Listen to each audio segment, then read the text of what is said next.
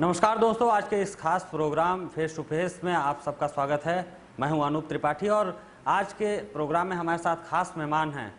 अयोध्या से दीपिका सिंह दीदी जी हैं, जो विश्व रामराज्य महासंघ की अध्यक्ष हैं और वरिष्ठ सामाजिक नेत्री हैं।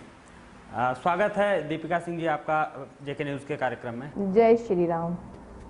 दीपिका जी, सबसे पहला हमारा सवाल होगा कि आपने विश्व रामराज्य महासंघ की स्थापना की है, क्या उद्देश्य है और क्या संकल्प लेकर आपने इस महासंघ की स्थापना की है? देखिए, विश्व राम राज्य महासंघ का जो उद्देश्य है, पहले तो अब राम मंदिर निर्माण हो रहा है। राम मंदिर निर्माण में मतभेदों का इतना ज़्यादा विचारों का जो है लड़ाई थी। हमें 500 वर्षों के लगभग लग गया राम मंदिर बनाने में, कितने वर्ष लग गए हमें। अब हमें राम राज्य की जो एक हमारी परिकल्पना सभी की रही है, तो राम राज्य लाने में भी हमें कितना समय लग जाएगा ये आप सोच सकते हैं। तो इसकी शुरुआत तो हमें कभी ना कभी करनी ही है, तो क्यों ना हम आज से इसकी शुरुआत करें। तो यही कल हमारी ये सोच से हमने विश्व राम राज्य महासंघ की जो है स्थापना की। और इस हमारे मंच पे सभी जाति सभी धर्म के लोगों का स्वागत है और काफ़ी लोग हमें जो है इसलिए हमें पसंद भी कर रहे हैं। हमारा जो है हर कार्य उनको अच्छा लग रहा है क्योंकि हम सभी के हित का कार्य कर रहे हैं। सभी आपका जो महासंघ है विश्व रामराज्य महासंघ, यानी कि इसकी परिकल्पना है कि हम सिर्फ अयोध्या नहीं, पूरे भारत और पूरे विश्व में राम राज्य की स्थापना करें जी। तो सभी धर्मों के लोग जुड़ रहे हैं। क्या मैसेज लेकर आप जनता के बीच जा रहे हैं, जनता को जोड़ रहे हैं अपने महासंघ से, और किन किन उद्देश्यों की पूर्ति आगे धीरे धीरे इस संघ के जरिए होगी? देखिए, विश्व राम राज्य महासंघ, आप ये देखिए, प्रभु श्री राम ने कभी किसी जाति की बात नहीं की, कभी किसी पंथ की बात नहीं की।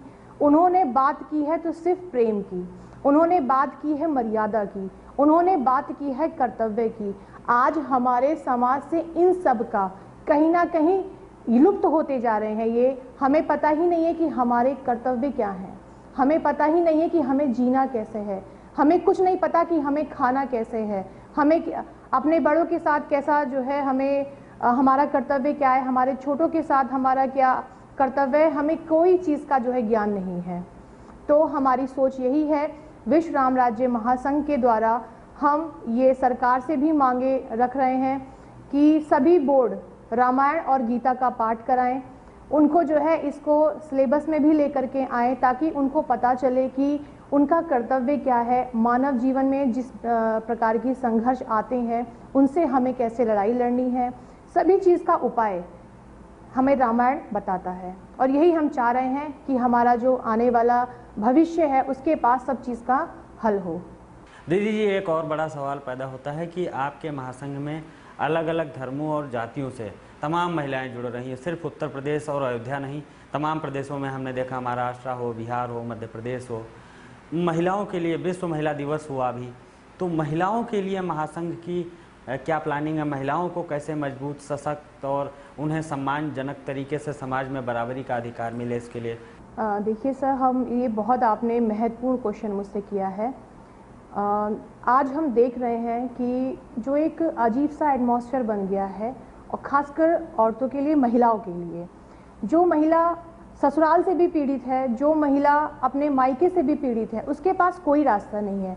उसके पास उसका एक छोटा बच्चा है, कहीं ना कहीं वो अपने बच्चे की सारी आवश्यकताओं को पूरा करने के लिए कुछ ना कुछ वो कहीं ना कहीं जो है गलत उसके साथ हो रहा है। और कहीं ना कहीं बच्चा अपनी आवश्यकताओं को पूरा करने के लिए, जो आप देख रहे हैं सिग्नल पे बच्चे भीख मांग रहे हैं या किसी तरह की आपराधिक प्रवृत्तियों में लिप्त पाए जा रहे हैं, तो कहीं ना कहीं हम ये इसको ख़त्म करना चाहते हैं। हम ऐसी आज सोच जो है चाहते हैं कि हमें सरकार की तरफ से मदद मिले और हमारे साथ कुछ अच्छे लोग भी जुड़ें जो ऐसी महिलाओं को, ऐसे बच्चों को अच्छा भविष्य दे पाएँ, ताकि वो बच्चे अपनी आवश्यकताओं को पूरा करने के लिए कोई भी गलत काम ना करें।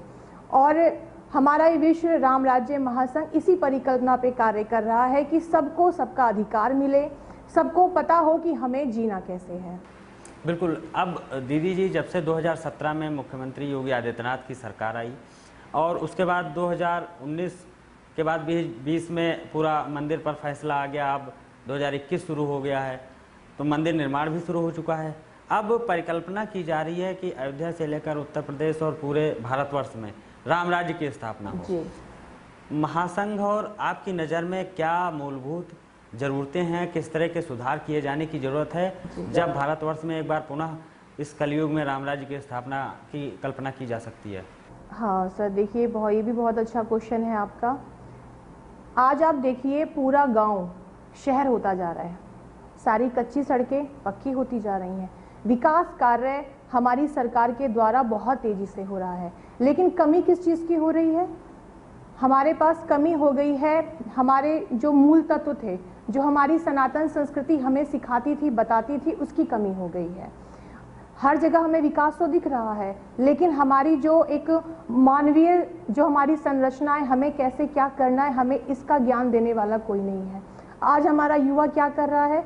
एक लंबा समय अपना जो है वो मोबाइल पे बिता देता है। अगर वो जॉब करने वाला है तो 10 से 5 जॉब करने के बाद उसके पास इतना समय है, उसके बाद भी उसके पास उसके जीवन का कोई उद्देश्य नहीं है उसके पास। तो हम ये चाहेंगे कि वो अपने जीवन का एक मकसद ढूंढे और अपने मानवीय जीवन को एक अच्छे कार्य में लगाए, ताकि उसका जीवन भी अच्छा हो। और जब उसका जीवन अच्छा होगा, उसके पास संस्कार होगा, सभ्यता होगी, तो नॉर्मल सी बात है कि हमारा समाज भी अच्छा होगा।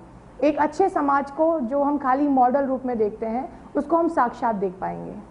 अगर हम वर्तमान समय में देखते हैं दीदी, चाहे अयोध्या की बात हो या फिर पूरे हम भारतवर्ष के बड़े महानगरों को लेते हैं, तो क्राइम और ख़ासकर महिला सुरक्षा एक बड़ा मुद्दा बना हुआ है।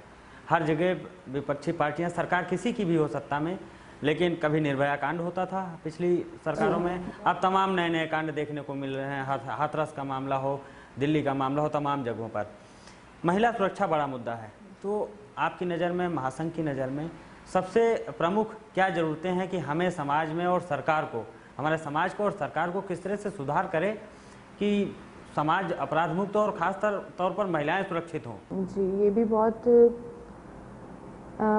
बहुत ज़्यादा मतलब इसमें हृदय एकदम द्रवित हो उठता है। आज का जो ये वातावरण होता जा रहा है कि महिलाएं कहीं भी असुरक्षित नहीं हैं।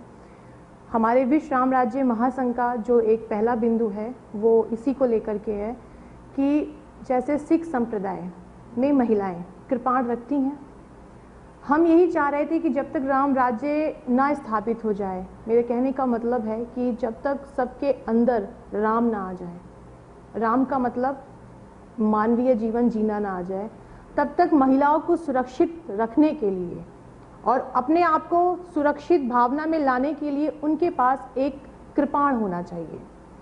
जब वो उसके पास कृपाण होगा तो वो अपने आप को भी सुरक्षित रख पाएगी, अपने परिवार को भी सुरक्षित रख पाएगी। और अगर उसका वक्त सही में खराब ही है, तो अगर कहीं उसकी हत्या जैसा कोई कांड होता है या कुछ उसके साथ गलत होता है, तो वो 4 को मार के मरेगी, तो शायद उसकी आत्मा को भी शांति मिले। भारतीय सेना को लेकर आपके महासंघ और आपकी क्या कल्पना है कि भारतीय सेना देश की 24 घंटे सुरक्षा करती है, उनके शौर्य और उनकी जो संस्कृति है उसको लेकर क्या चाहते हैं आप? किस तरह का उसमें बदलाव होना चाहिए, क्या होना चाहिए? देखिए, भारतीय सेना ना तो किसी देश पर आक्रमण करती है और ना ही अतिक्रमण का विचार रखती है। तो ऐसी सेना हमारी राम जी की सेना के नाम से ही विख्यात हो, ताकि हमारे प्रभु श्री राम जी जो संदेश देना चाहते हैं पूरे विश्व को, वो शुरुआत तो कहीं ना कहीं से करनी होगी ना सर। जी जी। तो शुरुआत ऐसे ही होगी, जब हम अपने देखने के नज़रिए को बदलेंगे, जब अपने सोचने के नज़रिए को बदलेंगे, तो वो दिन दूर नहीं है जिस हम स्वर्गलोक की बात करते हैं, वो हमें इसी पृथ्वी लोक पे ही दिखाई देगा। तो शुरुआत हमें ऐसे ही करनी होगी। खास तौर पर आपने महासंघ में एक और बड़ा उद्देश्य रखा है कि जो वीर शहीदों की पत्नियां होंगी जी, उनके लिए तमाम कुछ सरकार व्यवस्था अलग से करे। किस किस तरह के उसमें उद्देश्यों की पूर्ति चाहते हैं आप? देखिए सर, जैसे सैनिक जो वीर गति को प्राप्त हो जाते हैं, उनकी जो पत्नियां हैं, उनकी वधुएं हैं, हम चाहते हैं उनका नाम वीर वधु के नाम से प्रख्यात हो, ताकि उनके सम्मान में कहीं ना कहीं वृद्धि हो। जब वो वीर वधु के नाम से जानी जाएंगी, वीर वधु के नाम से वो पुकारी जाएंगी, तो जो भी उनके साथ वो जो भी जीवन जी रही होंगी, कहीं ना कहीं उनको शौर्य की अनुभूति होगी। और जब वो शौर्य की अनुभूति होगी ना, तो उनको जीवन जीने के लिए बहुत बड़ा मजबूत जो है शस्त्र मिल जाएगा।